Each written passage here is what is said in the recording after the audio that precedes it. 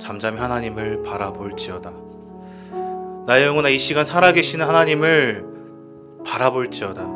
오직 주만이 나의 산성이시고 나의 구원이시고 나의 생명이심을 믿습니다. 하나님, 이 시간 그 주님을 경험케 하여 주시고 만나는 은혜가 있게 하여 주시옵소서. 오늘의 예배와 우리의 마음의 준비를 위하여 또 설교를 전하는 저를 위해서 함께 주여 한번 부르고 다시 기도하겠습니다. 주여, 하나님 아버지 감사합니다. 이 시간 거룩하신 하나님 앞에 우리가 섭니다. 거룩하신 주님의 존귀한 백성으로 주님 앞에 나아가오니 우리를 불쌍히 여겨 주시옵시고 하나님을 온전히 예배할 수 있는 마음과 온전한 마음을 허락하여 주시옵소서. 그래야 잠잠히 주님을 바라보게 도와주시고 하나님께 집중하는, 그래 우리의 마음의 준비가 온전케 되어지는 복된 시간 될 수 있도록 은혜를 베풀어 주시옵소서. 그렇게 행하실 주님을 기대합니다. 성령님, 이 시간 붙들어 주시옵소서. 하나님 다스려 주시옵소서. 살아계신 하나님 감사합니다. 이 시간 너무나도 귀한 나를 허락해 주시고 주님을 예배할 수 있는 특권을 허락해 주시니 감사합니다. 하나님, 이 시간 우리가 기억하는 것은 우리는 참된 예배자로 서는 것이 중요할 줄 믿습니다. 오직 한 하나님 한 분만을 예배하는 복된 자리 되게 하여 주시고 우리의 영혼이 살아계신 하나님께 집중이 되어지는 그 주님을 만나고 경험하는 복된 시간이 될 수 있도록 은혜를 베풀어 주시옵소서. 성령으로 충만케 하여 주시고 악한 마귀의 괴계는 끊어지고 돌이켜지며 어떠한 것도 주님의 임재로부터 우리를 방해할 수 없도록 주의 보혈로 덮어 주시옵소서. 그렇게 행하실 주님을 기대하고 소망하며 이 모든 말씀 살아계신 예수님의 이름으로 기도합니다. 아멘. 오늘 말씀은 요한복음 15장입니다.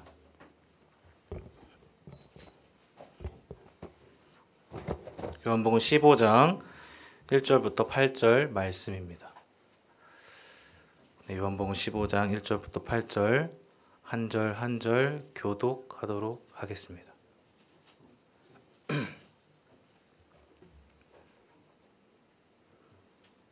제가 먼저 읽을게요. 나는 참 포도나무요 내 아버지는 농부라.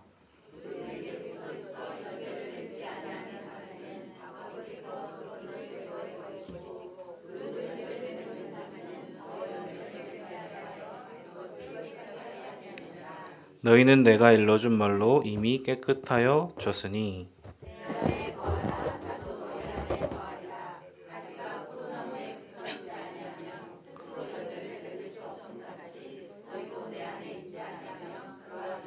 나는 포도나무여 너희는 가지라. 그가 내 안에 내가 그 안에 거하면 사람이 열매를 많이 맺나니 나를 떠나서는 너희가 아무것도 할 수 없음이라.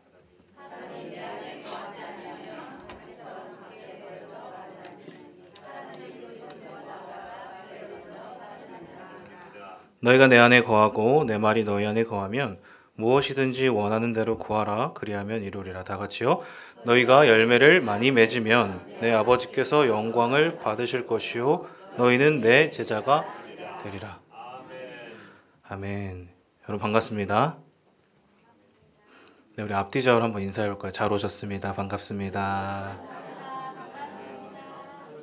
네. 오늘은 요한복음 15장을 통해서 은혜를 나누고자 합니다. 오늘 본문은 다들 잘 아실 거예요. 굉장히 유명한 장이고 많이들 들어보셨을 말씀입니다.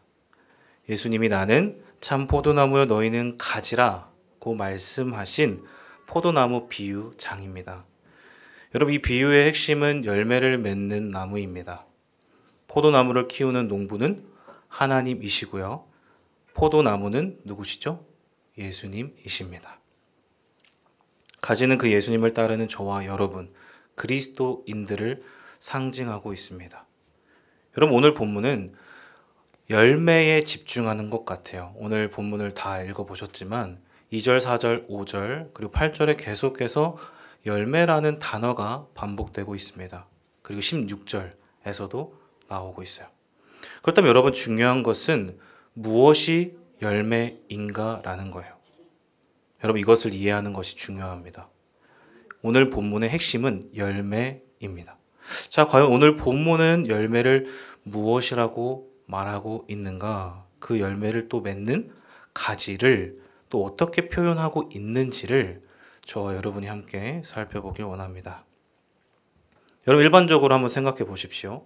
딱 열매를 생각해 볼 때 딱 뭐가 먼저 떠오르세요? 열매하면? 그렇죠. 사과나무 말씀하신 분 들었습니다. 네, 그 열매가 다 들려요. 앞에서 다 보여요. 생각이 납니다. 그렇죠. 또 가치로 의미로 본다면 보통은 열매는 결과로 생각을 하죠. 어떤 사람이 열심히 일을 해서 돈을 벌었다. 사업이 잘 돼서 부자가 되었다. 그런 결과들을 생각합니다. 그 열매라고 생각이 들어요. 하지만 여러분 이러한 것들이 과연 그 결과가 진짜 열매로 볼 수 있냐는 거예요. 여러분 잘 생각해 보세요. 내가 노력해서 얻은 것들이 진짜 열매인가? 예를 들어 여러분 내가 열심히 돈을 벌었습니다. 그럼 그게 진짜 목적이 될 수 있을까요? 아니죠. 여러분 돈은 저와 여러분이 먹고 살기 위한 삶의 도구이자 목적이 될 수가 없어요. 수단입니다. 만약 여러분 그렇게만 본다면 굉장히 불행한 삶일 거예요. 그렇죠? 돈을 위해서만 살다가 죽는 거예요. 굉장히 비참한 인생입니다. 즉 여러분 우리가 생각하는 세상의 일반적인 결과는요. 그것이 곧 열매라고는 볼 수가 없다는 것입니다. 그렇다면 여러분 질문이 생겨요. 그렇다면 뭐가 열매지? 그렇죠? 일반적인 결과가 열매가 아니라면 대체 무엇이 열매일까? 오늘 본문에서도 주님이 말하고 계시는 6번 이상을 말씀하시는데 그 열매는 무엇일까? 그 의미가 중요합니다. 여러분 우리가 생각하는 결과보다 오늘 본문에서요. 하나님이 생각하시는 의도하시는 열매의 의미가 있다는 거예요. 그래서 여러분 오늘 본문의 전체 흐름을 살펴보시면요. 느낌도 그렇고요. 분위기도 그렇고요. 이 말씀에서 가장 중요한 요소가 있어요. 그게 뭘까요? 바로 그렇죠. 그 핵심은 포도나무와 가지의 관계입니다. 자, 뭐라고요? 관계. 그렇죠. 여러분 그리스도인은 그리스도와의 관계를 생각하지 않을 수가 없어요. 왜요? 포도나무에 붙어 있는 가지는요, 그 나무의 뿌리로부터 영양분을 공급받습니다. 그렇게 자라가요. 붙어 있어야 열매를 맺습니다. 모든 에너지는 어디로부터? 포도나무 뿌리로부터 나온다는 것입니다. 여러분, 우리는 흔히 열매라고 하면 눈에 보이는 결과를 생각해요. 방금도 얘기했죠? 외적인 것, 겉으로 드러난 결과물에 집착하는 게 우리의 보통이에요. 그래서 내가 열심히 일해서 일한 것들 있잖아요. 업적들. 그것을 떠올리고 성공한 결과물만 생각합니다. 그래서 여러분 오늘 본문을요. 이렇게도 해석하기도 해요. 한 해 동안 교회에서요. 열심히 해보자. 봉사, 전도, 선교에 무엇을요? 열매를 열심히 맺어보자. 라고 하기도 해요. 그렇게 해석하는 것도 맞는 것 같습니다. 하지만 여러분 그게 오늘 본문의 본질은 아니라는 거예요. 그러니까 여러분 꼭 기억하셔야 합니다. 무엇을요? 진정한 외적인 결과는요. 여러분 언제나 내적인 성장과 함께 해야 한다는 것입니다. 자, 여러분 뭐라고 말씀드렸죠? 외적인 성장은 무엇과 함께 해야 된다? 그렇죠. 내적인 내면의 성장과 함께 해야 한다. 그래서 여러분 오늘 본문을 보시면 주님이 열매를 말하시면서 가장 많이 말하고 있는 단어가 있습니다. 문구가 있어요. 그게 무엇일까요? 지난 주일에도 바울이 에베소서에서 계속 강조하던 에베소서에만 34번 등장하는 단어가 있어요. 그게 뭐죠? 그리스도 안에서입니다. 그렇죠. 밖이 아니라 내면을 집중하게 하신다는 거예요. 내 안에 있으라. 내면을 말씀하십니다. 여러분, 우리 주님이요. 열매를 말씀하시는데 열매 자체가 아니라 그 이전에 내 안에 있는 것들을 보라는 거예요. 그만큼 내면이 중요하기 때문이에요. 이것은 여러분 주님과의 관계를 말하는 것입니다. 그 안에 거할 때 그 안에 나오는 무엇이? 생명이 우리를 살리기 때문이에요. 여러분 그 안에 있을 때 비로소 일어나는 주님이 생명이기 때문에 그 안으로부터 나오는 생명력이 우리를 살리는 거예요. 그리고 우리의 내면의 변화를 함께 일으킬 수밖에 없어요. 여러분 그렇기 때문에 외적인 결과는 내면의 성장과 무조건 가야 돼요. 없으면 이상한 거예요. 그게 진짜 열매입니다. 사랑하는 여러분, 성장의 과정이 먼저입니다. 열매는 한순간에 맺어지는 게 아니에요. 여러분 보통 우리의 나무의 모습과 같죠? 여러분 나무는 어떻게 자라갑니까? 열매부터 맺을까요? 아닐까요? 아니에요. 열매부터 맺는 게 아니라 뿌리로부터 생명을 머금고 뭐부터 자라죠? 줄기부터 자라요. 그렇죠? 열매부터 자라지 않아요. 줄기가 건강해져야, 줄기가 튼실해져야 뭐를 맺죠? 열매를 맺습니다. 여러분, 열매가 먼저가 아니라는 거예요. 그럼 만약에 가지가요, 줄기가요, 얕아요. 막 흐물흐물해요. 그럼 열매가 어떨까요? 흐물흐물하겠죠. 힘이 없어요. 그건 열매가 아닙니다. 금방 떨어지거나 자랄 수가 없어요. 즉 여러분, 포도나무의 가지가 건강할 때 좋은 열매는 맺을 수 있습니다.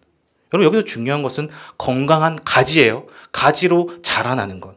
저와 여러분이 가지라고 했잖아요. 그럼 어떻게 자라가야 할까요? 그 모습이 4절에 나와 있습니다. 다 같이요. 내 안에 거하라. 붙어있지 아니하면 스스로 열매를 맺을 수 없음 같이 너희도 내 안에 있지 아니하면 그러하리라. 자, 분명히 그렇습니다. 이게 바로 그리스도인의 핵심이에요. 붙어 있으라. 어디에요? 예수님께. 우리가 그리스도 안에 거하는 것이 저와 여러분의 삶이고 그리스도인의 정체성, 핵심이라는 거예요. 그러니까 여러분, 중요한 것은 무엇입니까? 어떠한 열매 이전에 뭐죠?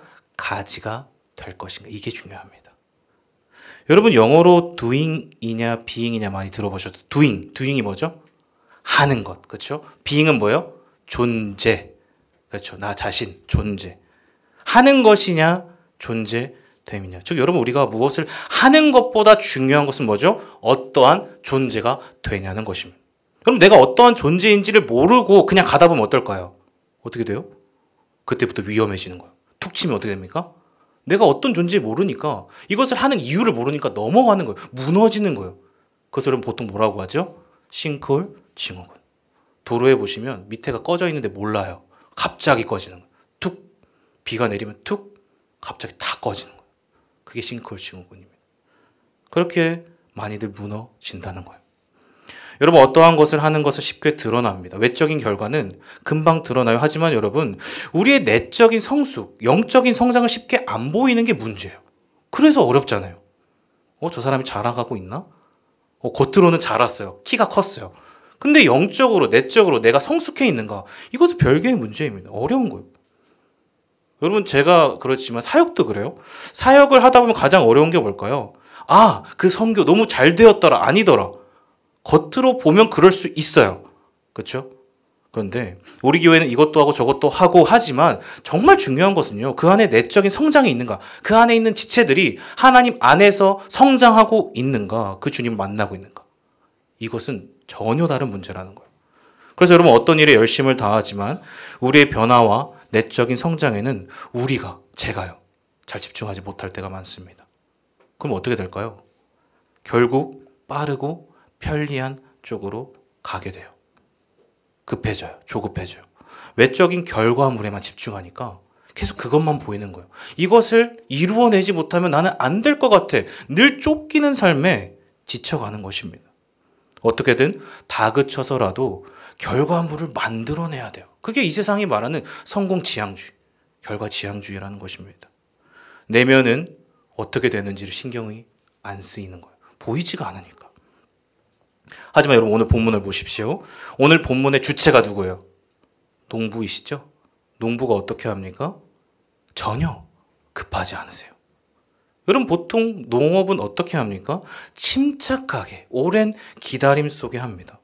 오늘 농부는요, 기다림의 인내를 아는 분 같아요. 단 한순간의 결과물을 만들어내지 않습니다. 충분한 기다림 가운데 여러분, 무엇을요? 충만한 결실을, 열매를 만들어 간다는 것이요. 그게 바로 하나님의 모습이에요. 하나님의 방법이에요. 그러니까 여러분, 우리 신앙은요, 꼭 기억하십시오. 우리의 영성은 여러분, 조급함과는 거리가 멀다는 것을 꼭 기억하십시오. 그리스도의 영적인 성장은 무언가를 하는 것, doing이 아닙니다. 존재됨에 있는 줄 믿습니다. 그리스도를 닮아가는 것, 변화와 성숙이라는 거예요. 그 초점은요, 그리스도로 자라가는 것입니다. 사랑하는 여러분, 우리는 어떨까요? 이제 우리들 좀 돌아보셔야 되죠. 우리도 늘 열심은 있는데 결과를 만들어내는데 그것이 진정 내면의 성숙과 함께하고 있는가? 여러분 어쩌면 코로나가 끝난 지금 이 시점에 한번 스스로를 돌아보십시오. 우리 교회를 한번 돌아보세요. 어쩌면 이 본문을 그렇게 해석할 수도 있어요. 겉으로 드러난 열매에만 집중하고 있을 수 있습니다. 정직히 보셔야 돼요. 나 스스로를. 만약 이것을 보지 못한다면 어떻게 될까요? 진정한 의미에서 저와 여러분에게 성장과 성숙은 없을 수 있습니다. 여러분 그리스도 안에 나오는 생명은 결코 충동적이거나 무분별하지 않습니다. 여러분 결과 중심이 아니에요. 높은 것, 고지론도 아니에요. 그것은 우리의 모습이고 세상이 원하는 가치일 뿐입니다. 우리는 늘 한계가 있고요. 불안해요. 인정해야 돼요. 하지만 우리 주님은 그렇지 않으십니다. 지속적인 열정과 순수한 헌신으로 어떻게 하십니까? 끊임없이 낮아지세요. 끊임없이 섬김을 일으키십니다. 왜요? 그게 바로 십자가의 방식입니다. 여러분 주님이 그렇게 본을 보이셨어요. 그런데 어떻게 그 안에 붙어있는 우리가요. 그리스도인이 다른 삶을 살 수 있냐는 거예요. 그럼 만약에 우리가 예수님의 본과는 다르다면 생각해 보셔야 됩니다. 왜 그럴까? 주님 안에 붙어 있지 않을 수 있다. 한 발 한 발 걸쳐 있을 수 있다는 거예요. 교묘하게. 사랑하는 여러분, 저와 여러분 모두가 그리스도 안에 있기를 원합니다. 그 안에 흘러나오는 생명의 풍성함을 누리셔야 돼요. 만약에 지금 스스로가 저도 그렇고요. 만약 그분 밖에 있으셨다면 다시 돌아가셔야 됩니다. 그러면 사는 것이고 아니면 죽는 거예요. 여러분 신앙은 중립이 없습니다. 그리고 2절에 이렇게 나와 있어요. 다 같이요. 무릇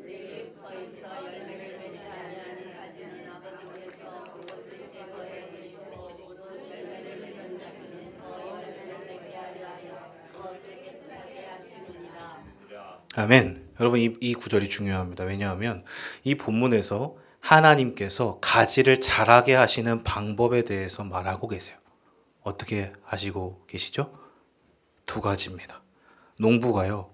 열매를 맺지 아니하는 가지를 어떻게 하고 제거해 버리시고, 여러분 이것을 흔히 가지치기라고 해요. 농부의 의지가 담긴 열심이에요. 근데 여러분 그 이유가 있습니다. 그게 무엇이죠? 어떻게 하기 위해서요? 깨끗하게 하려 하시느니라. 여러분 깨끗하게 하시려고. 이게 목적입니다. 가지를 깨끗하게 하기 위해. 여러분 잘 보이십니까? 건강하게 하기 위해 어떻게 해요? 제거해 버리신다. 무엇을? 장가지를요. 그리고 여러분 또 다른 이유가 있어요. 바로 옆에 뭐가 나와 있죠? 또 다른 열매를 어떻게? 맺게 하시려고 한다는 거예요. 여러분 건강한 가지를 위해서는 무엇을 쳐내야 되죠? 잔가지들을 쳐내야 합니다. 여러분 얼핏 보면 이건 이해가 안 될 수도 있어요. 왜? 그럼 왜 잘라? 그거 다 자르면 손해잖아요. 하지만 여러분 아니라는 거예요. 왜? 농부는 막 쳐내는 게 아닙니다. 어떠한 가지를 쳐야 할지를 정확하게 알고 있어요. 그래야 여러분 건강한 가지들이 장가지들의 방해를 받지 않고 자라갈 수 있어요. 여러분 장가지들이 너무나도 많고요. 무성하면 어떨까요? 가지들은 자랄 수가 없어요. 그럼 어떻죠? 열매도 없는 거예요. 그래서 여러분 보시면 가지를 친 나무들에는 뭐가 있어요? 잘린 흔적이 있어요. 그렇죠? 상처라고 해요. 우리는 흠집이라고 합니다. 그것은 여러분 장가지를 친 흔적이에요. 더 나은 성장을 위해 고통을 감수하는 것입니다. 그게 바로 농부의 의지라는 거예요. 여러분 이것은 나무에게는 고통으로 보여요. 그렇죠? 우리의 삶으로 보면 나에게 닥친 고난이라고 생각할 수 있습니다. 우리의 삶에도 이런 가지치기가 있다. 살아가는 수많은 인생 가운데 여러분 한번 생각해 보세요. 지난 세월 동안, 지난 일주일 동안 얼마나 많은 일들이 일어났냐는 거예요. 그중 하나가 여러분 고난입니다. 상처예요. 하나님이 깨끗하게 하시기 위해 더 많은 열매를 맺기 위해 허용하시는 상처와 흠집이 우리에게도 있다는 것입니다. 여러분 우린 때때로 힘겨운 시간을 보낼 때가 있어요. 여러 가지 관계로, 사업으로, 문제로, 질병으로, 죽음으로요. 심지어 죽음으로도. 지금이 그러한 어두운 터널을 지나고 계신 분들도 있을 거예요. 그 순간을 보내시는 분들이 있을 거예요. 분명히. 하지만 여러분 꼭 기억하시라는 거예요. 이 고난이 주는 우리의 영적인 성장에 유익이 있다는 거예요. 그것은 바로 이 고난이 여러분, 저와 여러분의 영혼을요, 내면을 깨끗하게 한다는 것입니다. 정화의 목적, 성숙하게, 성장을 시킨다. 그게 가지치기의 본질이에요. 여러분, 제가 대학 시절에 있을 때 약 4년 정도를 암투병으로 고생하다가 하늘나라로 간 형님이 있습니다. 저랑은 2살 차이였고 같은 신학교에 입학하자마자 만난 분이었어요. 같은 선교단체에서 약 5년을 지냈습니다. 기숙사에서 생활 하우스에서 약 5년을 동고동락했어요. 그러니까 너무 가족 같았죠. 그런 동기였고 친구이자 형이었습니다. 하지만 갑작스럽게 일은 발생하더라고요. 정기적으로 받던 건강검진에서 이상소견을 받았어요. 대학병원에서 간암 진단을 받은 것입니다. 여러분, 수술을 잘 마쳤지만 참 안타까운 게 8개월 만에 다시 폐암으로 전이가 되었습니다. 참 암이라는 게 그게 무서운 것 같아요. 그리고 4년을 치료하다가 하늘나라로 갔어요. 이 화면을 보시면 이 형이 항암 치료를 받는 동안에 쓴 책입니다. 지금 이름이 뭐죠? 사랑이 그대를 부르는 순간. 이름만 봐도 뭔가 뭉클해요. 2살 때 어머니가 동일한 병으로 세상을 떠났다고 했어요. 유전이라고 합니다. 그래서 처음 진단을 받고서는 전이가 되었을 때 너무 힘들다고 하더라고요. 하지만 그 긴 터널을 지나면서 이분에게 비추어진 것은 딱 한 줄기 빛이래요. 그게 이 단어입니다. 사랑. 사람은 누구나 태어나 죽는데 다양한 방법과 모습으로 간다. 그 죽음 앞에서 나는 과연 어떠한 존재인가를 깨달았다는 거예요. 그때부터 여러분 죽음이 두렵지 않았다고 합니다. 저에게는 벌써 10년 전이에요. 초점이 분명해졌다고 하더라고요. 삶이 매우 심플해졌고 죽음을 담담히 받아들였다고 합니다. 그리고 영원한 나라의 품에 안겼어요. 그리고 이러한 책을 통하여 또 다른 아픔을 가진 자들에게 많은 위로를 주었어요. 여러분, 또 저는 지난 주말에 청천벽력 같은 소식을 들었습니다. 너무 충격이었어요. 저는 어렸을 적에 몇 분 들으셨겠지만 외할머니, 외할아버지 밑에서 자랐습니다. 같이 자란 사촌들이 있었어요. 사촌형과 같은 나이 또래 사촌이 있습니다. 같이 자랐어요. 그 중에서 이제 사촌형이 결혼은 하고 아이가 2명 있었습니다. 제게는 사촌 조카인데 그중 둘째가 4살이에요. 만 2세. 그 아이가 그만 주말에 갑작스럽게 하늘나라로 갔습니다. 정말 한참을 멍해 있었어요. 토요일이거든요. 이게 무슨 일인가. 일주일 전만 해도 저희 어머니가 생신이셔서 사촌들하고 다 모였습니다. 그때만 해도 같이 있었어요. 그 2명이 다 함께 먹고 놀았습니다. 그 둘째가 그렇게 불법으로 들어온 택배차에 치여서 간 거예요. 부랴부랴 주일 사역을 마치고 세종으로 내려갔습니다. 장례식장에 들어가는데 못 들어가겠는 거예요. 너무 슬퍼가지고. 너무 가슴이 먹먹하고 미어졌습니다. 네. 고 강다니엘. 전광판에는 다들 어르신들의 연세가 적혀 있었는데 그 중에 가장 어린 거예요. 그것도 불시의 사태로 갑작스럽게 갔습니다. 사촌 형과 형수를 만났어요. 얼굴이 많이 아니었어요. 그 사고 현장의 첫째가 6살인데 아빠랑 같이 있었어요. 분리수거 중에 있었는데 2, 3분 사이 2-3발자국 이제 앞에서 사고가 난 거예요. 끔찍한 장면을 첫째와 아버지가 다 봤습니다. 형수랑 저희 와이프는 계속 울고 있었어요. 너무 쉽지가 않은 거예요. 이걸 대체 어떻게 해석해야 되는가. 조문을 마치고 이야기를 잠깐 나누었습니다. 너무 힘들더라고요. 아직 조심스럽지만 그럼에도 감사한 부분이 있었어요. 왜냐하면 그것은 사촌 형의 이야기 때문이었습니다. 너무 마음이 아프고 이제 힘드니까 그냥 망연자실한 이야기만 들을 줄 알았는데 그런 이야기를 안 하는 거예요. 하나님이 이 상황을 통해 하시는 바가 있는 것 같다. 너무 놀랬습니다. 예수를 믿지 않는 자들이 와서 그렇게 많이 조문을 했대요. 그리고 기도를 해주었다고 합니다. 기사가 진짜 많이 났거든요. 그걸 보고 왔나 봐요. 같은 부모로서 마음이 아프다고 와서 기도하고 갔대요. 하나님의 마음을 생각하게 된다. 나보다 다니엘이 더 낫다. 얘는 죽어서도 복음을 전하고 갔어. 이렇게 얘기하는 거예요. 그 말을 듣는데 제가 너무 힘들었어요. 왜냐하면 너무 마음이 아파가지고 간접적으로 보고 듣는 저도 이렇게 힘든데 당사자들은 어떠할까? 사랑하는 자식을 먼저 보내는 것만큼 힘든 게 없다고 하잖아요. 그런 생각이 들더라고요. 지금 이 부모의 마음을 대체 누가 위로해 줄 수 있을까?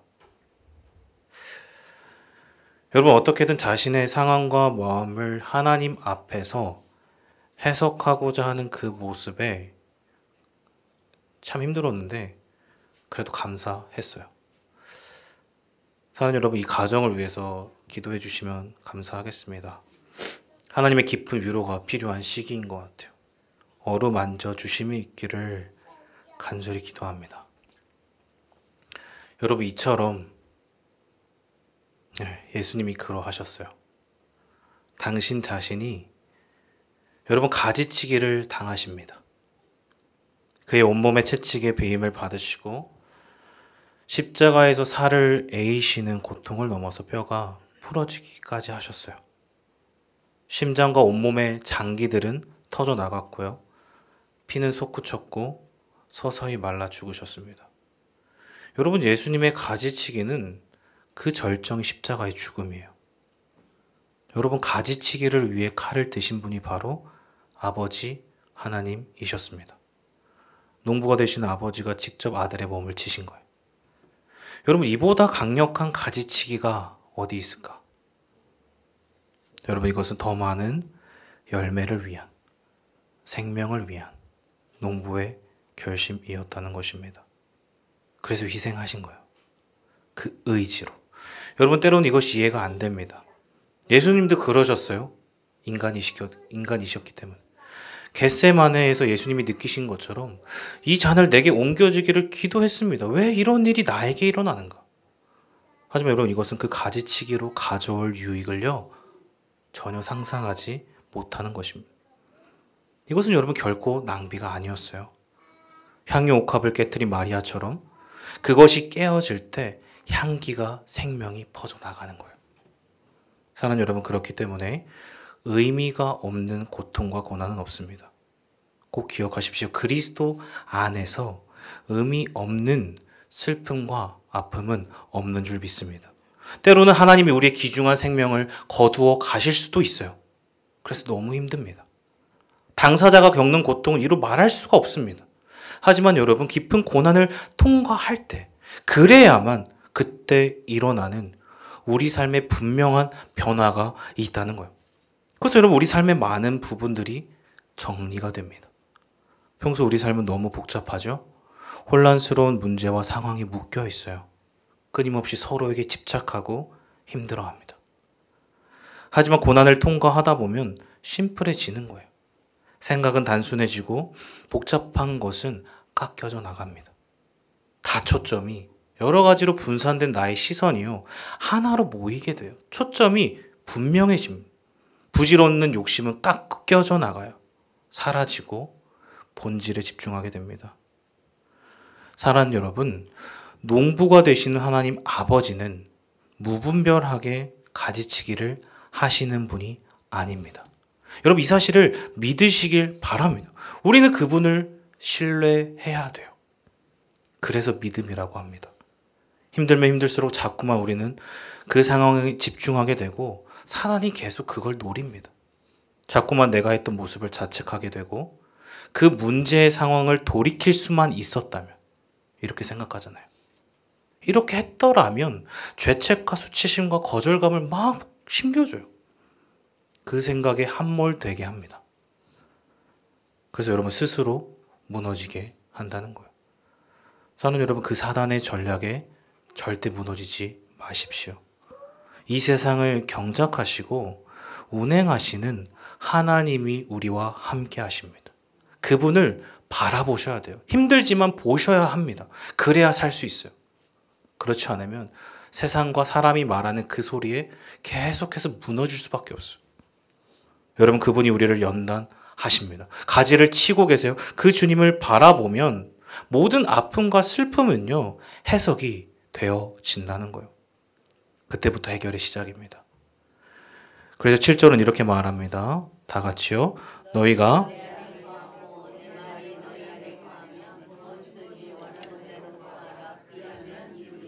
여러분, 이게 본문의 핵심이에요. 다 왔습니다. 머물다, 거하다. 이 뜻은요, 텐트를 치다, 장막을 치다라는 의미입니다. 즉 무엇일까요? 연합이라는 거예요. 그가 내 안에, 내가 그 안에 신비로운 하나됨입니다. 영적인 교제와 연합이에요. 그렇기 때문에 여러분, 여기서 우리가 주의해야 될 것은 무엇일까요? 가지가 여러분 포도나무에 붙어 있는 것과 붙어 있는 척 하는 것은 다른 거예요. 완전히 다른 거예요. 여러분, 우리가 그럴 수 있습니다. 우리는 어디에 붙어 있는가? 아니, 여러분, 진짜 붙어 계십니까? 여러분, 예수를 믿었어요. 예수님을 믿고 있는데 시간이 흐르고 있는데도 아무런 열매나 변화가 없다면 그것은 사실상 붙어 있지 않은 것입니다. 여러분, 가룟 유다가 그랬어요. 3년 동안 예수님과 함께 있었습니다. 하지만 어땠죠? 붙은 척만 한 거예요. 여러분, 오늘 본문은 예수님의 공생애에서 십자가를 앞두신 주님이 다락방에서 제자들에게 마지막으로 하신 제자도의 말씀입니다. 세족식 이후의 말씀이에요. 제자는 어떠한 삶을 살아야 하는가? 그럼에도 여러분, 유다는 변화가 없었어요. 살아있지만 죽어 있었어요. 그게 우리의 모습일 수 있다는 것입니다. 우리도 자칫하면 속을 수 있다는 거예요. 여러분, 종교인인가? 여러분, 종교인은 죽어 있는 것입니다. 살아있는 그리스도인인가? 여러분, 주일에 교회만 다녀오는 것과 진짜 예배를 드리는 사람은 다르다는 거예요. 팽과 제자는 완전히 다릅니다. 사랑하는 여러분, 그리스도 안에 붙어 있으십시오. 곁에 머물기만 하지 말라는 거예요. 그 안으로 들어가셔야 됩니다. 근데 여러분, 어떻게 붙어 있어야 하는 거예요? 그 구체적인 모습이 7절에 나와 있었어요. 다시 한번 읽겠습니다. 시작. 너희가 내 안에 거하고 내 말이 너희 안에 거하면. 분명히 나와 있죠. 그러니까 여러분, 그리스도 안에 있다는 것은 사실상 무엇일까요? 어디에 붙어 있으라? 내 말이 너희 안에 거하게 해라. 그리하면, 여러분, 전제가 중요해요. 그 말씀이 내 안에 있으면 무엇이든 구하는 것이 이루어진다는 것입니다. 즉 말씀 안에 있는 것입니다. 그게 그리스도 안에 있는 거예요. 말씀이 내 안에 말씀이 살아 숨을 쉬는 것. 이게 바로 그리스도 안에 있는 삶이라는 거예요. 왜냐하면 그리스도가 말씀이십니다. 그렇죠? 그리고 내 안에 계신 성령께서 진리의 영이십니다. 삼위 하나님이 함께 하시는 거예요. 그렇기 때문에 여러분, 말씀 안에 있는 것은 말씀을 철저히 의존하는 삶이에요. 여러분, 즉 거한다는 것은 내 마음에 무엇을 채우는 것이죠? 하나님의 말씀으로 채운다는 것입니다. 여러분, 얼마나 채울까요? 가득, 충분히, 충만히 채워야 한다. 자, 골로새서 3장 16절입니다. 다 같이요. 그리스도의 말씀이 너희 속에 아멘. 사랑하는 여러분, 저와 여러분의 내면은 무엇으로 가득 채워져 계십니까? 풍성한, 여러분, 말씀이 거하고 있으세요? 아니면 다른 게 채워져 있으세요? 여러분, 말씀으로 충만하셔야 합니다. 우리 안에 말씀이 있으면 여러분, 그 말씀이 저와 여러분을 붙들어 주시는 거예요. 일으켜 주시는 거예요. 여러분, 그러니까 꼭 기억하십시오. 우리의 영혼은 그리스도 안에 있는 말씀으로만 힘을 얻을 수 있습니다. 다른 건 없어요. 그 안에 있으면 사는 것이고 아니면 죽는 거예요. 아무리 힘들고 어려울지라도 말씀이 우리에게 평안과 안식을 주신다는 거예요. 예고치 않은 사고와 어려움이 밀려올지라도 여러분 꼭 기억하셔야 돼요. 말씀이 내 안에 가득 채워진 사람은 절대 무너지지 않습니다. 잠깐 흔들려도 다시 일어날 수 있어요. 말씀 안에 있는 사람. 그 말씀이 우리를 살리기 때문에 말씀이신 성령이 도와주시는 거예요. 그 성령이 역사하시는 거예요. 여러분, 그리스도와 연합은 친밀한 교제입니다. 여러분, 교제의 핵심은 말씀과 기도예요. 그렇죠. 말씀 안에 거하면 기도는 깊어지는 것입니다. 여러분, 기도가 깊어지면 하나님의 말씀이 절실해져요. 그냥 기도하면 힘이 없습니다. 말씀이 내 안에 있기 때문에 그 말씀을 하나님과 대화하고 기도하고 누군가를 위해서도 중보할 수 있는 거예요. 말씀 없는 기도는 무엇입니까? 중언부언. 아무런 영향력이 없습니다. 그래서 여러분, 말씀과 기도가 함께하면 기적이 일어나는 거예요. 여러분, 다른 게 기적이 아닙니다. 그 순간 나와 함께 하시는, 지지난주에 말했던 예수님이 그 제자들의 배에 오르시는 것과 똑같아요. 그 순간 나와 함께 하시는 하나님을 경험하는 것, 그 하나님과 함께 하는 것, 그 자체가 기적인 줄 믿습니다. 그러면 흔들리지 않아요. 일어설 수 있어요. 그래서 7절을 보십시오. 그 결과가 어떻습니까? 7절, 8절 다 같이요. 너희가 내 안에 거하고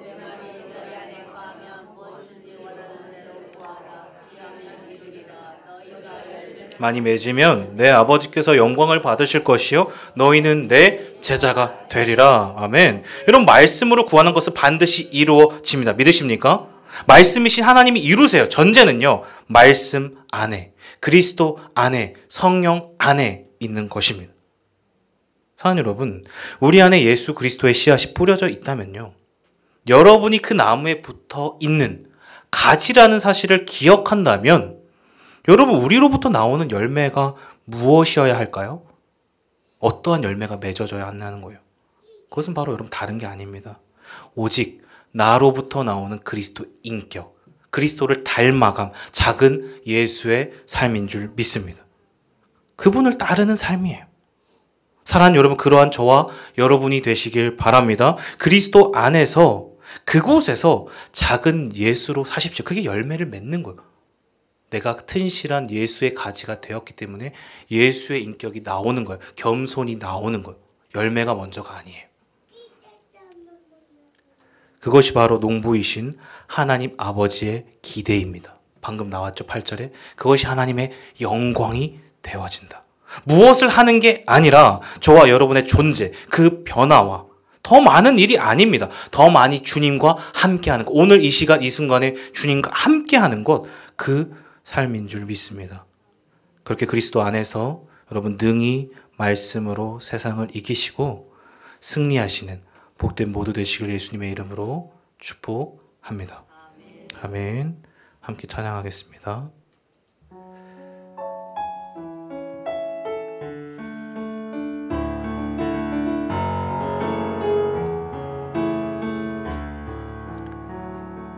주 안에서 내 영혼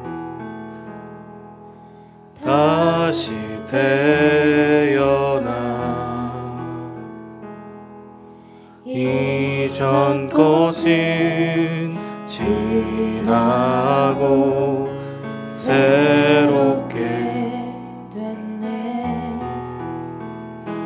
죄로 물든 내 모습 예수와 죽고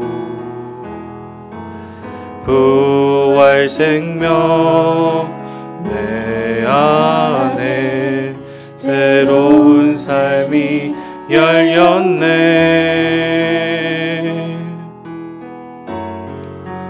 너희가 나를 택한 것이 아니요 내가 너희를 택하여 세웠나니 오직 내 안에 오직 내 속에 그리스도가 사네. 오직 내 삶에 오직 내 맘에 그가 주인 되셨네. 오직 내 안에 오직 내 안에 오직 내 속에 그리스도가 사네. 아멘. 오직 내 삶에 오직 내 맘에 그가 주인 되셨네.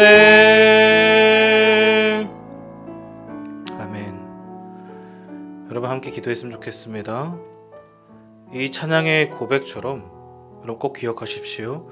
우리는 그리스도 안에서 새로운 피조물이 된 줄 믿습니다. 이전 것은 지나갔어요.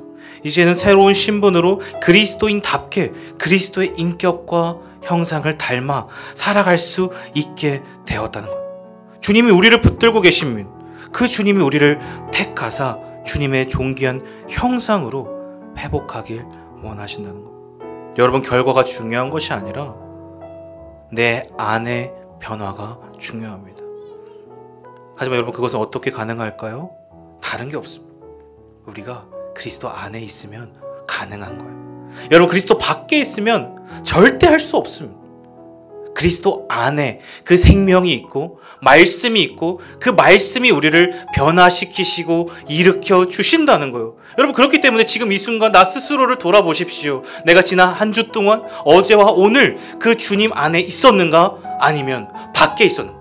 교묘하게 한 발 한 발을 세상과 하나님과 걸쳐 놓은 그러한 모습이지는 않았는가? 만약 그렇다면 여러분, 돌이키셔야 돼요. 다시 돌아와야 돼요. 그렇지 않으면 다 흔들리고 무너지는 것입니다. 여러분, 함께 기도합시다.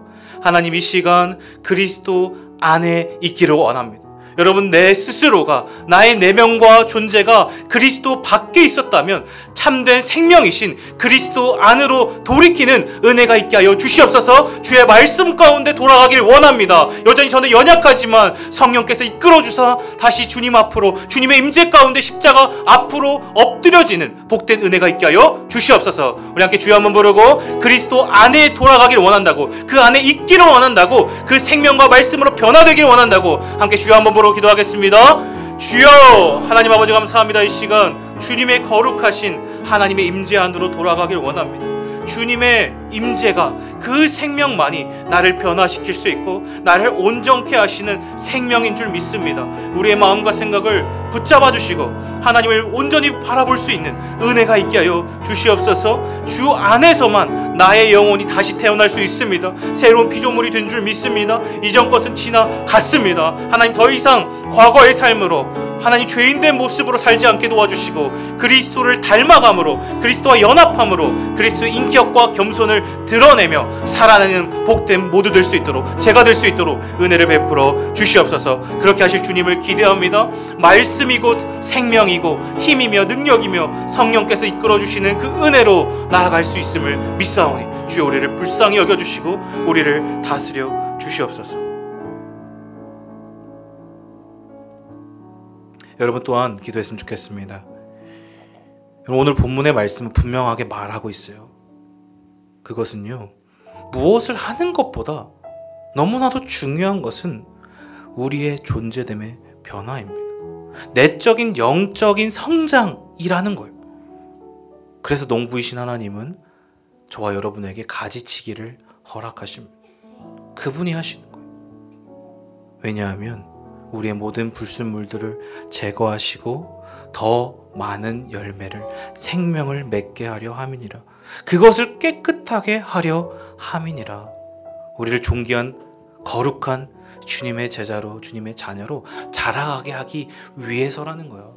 여러분, 우리 안에 있는 그 불순물들이 무엇인지를 생각해 보셔야 돼요.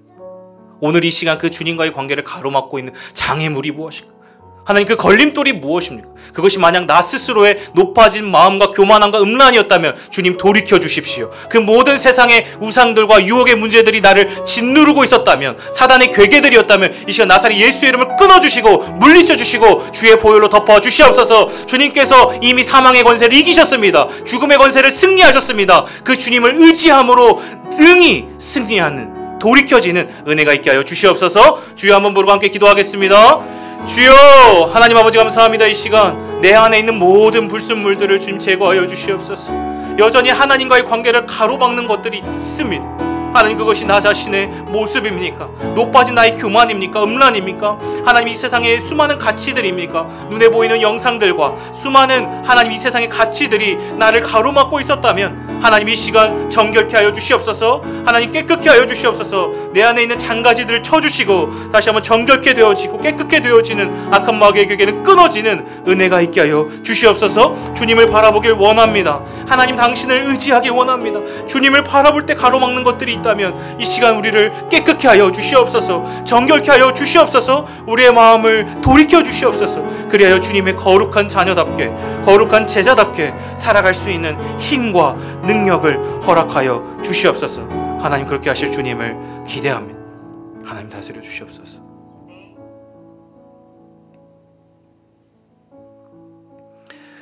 여러분, 찬양했으면 좋겠는데 왜 슬퍼하느냐라는 찬양입니다.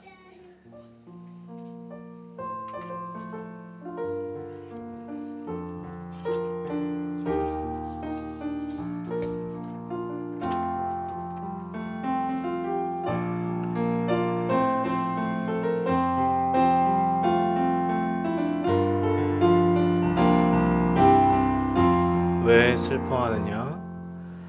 왜 슬퍼하느냐? 왜 걱정하느냐? 뭘 두려워하느냐?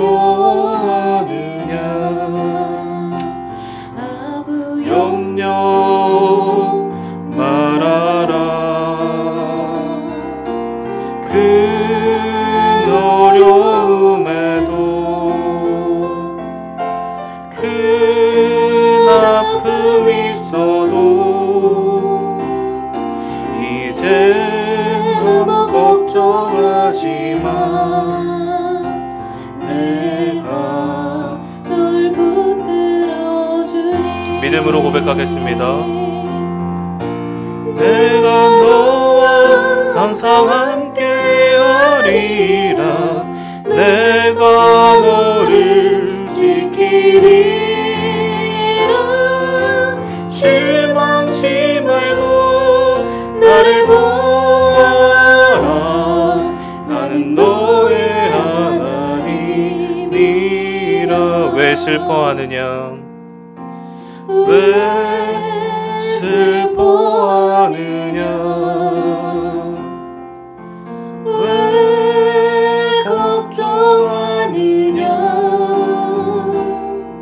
뭘 두려워하느냐?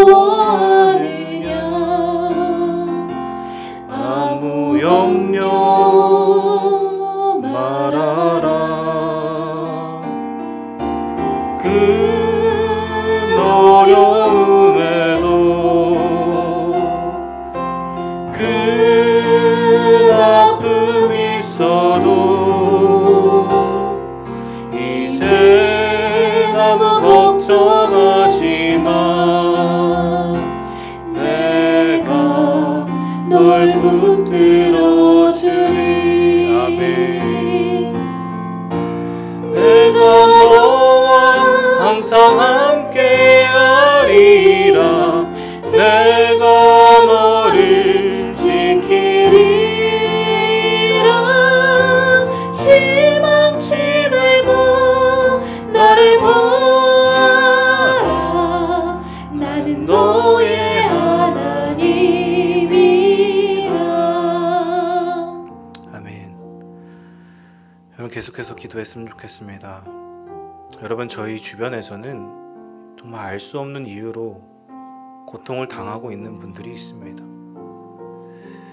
우리 가족에서, 우리 교회 안에서, 주변 지인들 가운데 수많은 고통과 문제들로, 상실의 아픔으로 고통받는 지체들이 있습니다. 그들을 위해서 기도했으면 좋겠어요. 또 아까 말했던 그 가정을 위해서도 함께 기도를 요청드립니다. 하나님, 그들을 불쌍히 여겨 주시옵소서. 하나님, 그들을 만져주십시오. 하나님의 손길이 필요합니다. 지금의 고통이 당장은 이해가 되지 않을지라도 하나님이 그 순간 함께 하심과 그 순간 그들을 위로하여 주시고 함께 하시는 그 주님이 분명히 그들을 붙들고 계시는 줄 믿습니다. 그래서 결코 좌절하고 낭망하고 사단의 생각과 우울함에 빠져 있지 않게 도와주시고 눈을 들어 주를 바라볼 수 있는 믿음을 허락하여 주시옵소서. 하나님이 우리와 항상 함께하여 주신다고 말씀하십니다. 내가 너를 지키신다고 말씀하십니다. 그 주님을 바라볼 수 있는 믿음을 허락하여 주시옵소서. 그 주님을 의지하여 다시 일어날 수 있는 은혜가 있게 하여 주시옵소서. 우리 함께 주여 한번 부르고 고통 가운데 있는 이들을 위하여 함께 기도하는 시간 갖겠습니다. 주여, 하나님 아버지 감사합니다. 이 시간 아픔과 슬픔과 좌절해 있는 지체들을 다스려 주시옵소서. 그들의 상황과 마음 가운데 찾아가셔서 주님의 피 묻은 손으로 어루만져 주시옵소서. 하나님 낭만 가운데 있습니다. 낙심 가운데 있습니다. 그 누구도 그것을 이해할 수 없지만 주님은 이해하실 수 있습니다. 왜냐하면 주님이 그렇게 죽으셨기 때문에, 주님이 그 모든 아픔과 슬픔을 경험하셨기 때문에 능히 그 모든 고통을 생명으로, 영원한 나라의 생명으로 변화시켜 주실 줄 믿습니다. 그 주님을 바라보게 도와주시옵소서.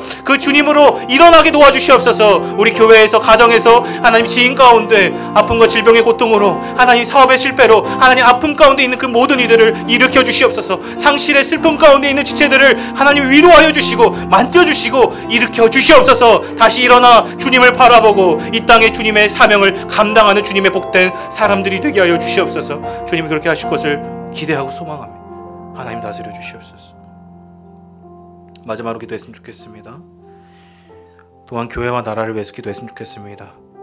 우리 이 분도한 옳은 교회를 주님이 세워주셨으니 주님이 머리 되어주시고, 우리가 오늘 말씀에서 들은 것처럼 세워주신 임직자들과 교육자들을 통하여 그리스도 안에 있는 생명을 흘려보내는 복된 교회가 되게 하여 주시옵소서. 이를 위하여 하고 있는 수많은 행사들과 수많은 사역들을 위해서 주님 기름 부어주시고 하나님의 놀라운 뜻이 이루어지는 복된 교회가 되게 하여 주시옵소서. 또한 이 나라 이 민족이 말씀으로 시작했습니다. 말씀의 부흥과 개혁으로 하나님 이 나라를 세워주셨사오니 이 나라를 다시 돌이켜 주시옵소서. 말씀으로 돌이켜 주시고 주님께 자복하며 회개하며 통회하는 은혜가 있게 하여 주시옵소서. 우리 함께 주여 한번 부르고 교회와 나라를 위하여 마지막으로 기도하겠습니다. 주여, 하나님 아버지 감사합니다. 이 시간 이 나라와 이 민족을 불쌍히 여겨주시옵소서. 하나님 이 한국교회를 불쌍히 여겨주시옵소서.